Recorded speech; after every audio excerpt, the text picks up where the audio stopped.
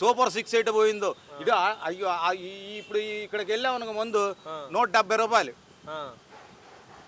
పని చేసుకుంటే ఏదైనా కష్టపడి ఏదో గోతులు గీతలు తీసామనుకో కష్టపడితే సాయంత్రానికి ఒళ్ళు వెలిసిపోద్ది ముందు తాగాలి 170 రూపాయలు 170 రూపాయలు తాగితే అది కూడా కల్తీ మందు రాయలసీమ కానివ్వండి ఇబ్రహీంపట్నం దాకా ఆ జనార్దన్ ఎవడో ఉన్నాడు ఆ జనార్దన్ ఏం చేశారో తెలీదు ఆఫ్రికాకి వెళ్ళి ఆడు ముందు తయారు చేస్తారు కుటీర పరిశ్రమలాగా పెట్టేశారు ఆ జనార్దన్ ఏం చేశారో తెలీదు ఆ జనార్దన్ వెనకాల ఉన్న నాయకుడు చంద్రశేఖర్ రెడ్డి ఆడ వేరేదో ఉంది ఆడేమైపోయాడో తెలీదు వాడిని తప్పించేస్తున్నారు. మరి ఇప్పుడు జోగి రమేష్ గారి పాత్ర ఉందని అంటున్నారు కొత్తగా మళ్ళీ.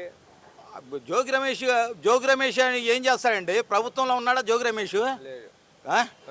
జోగి రమేష్ ప్రభుత్వంలో ఉన్నాడా? ప్రభుత్వంలో ఉంటే ప్రభుత్వంలో లేడు కాబట్టి ప్రభుత్వంలో ఈ పాటికలా జైల్లో వేసేవాళ్ళు జోగి రమేష్ని.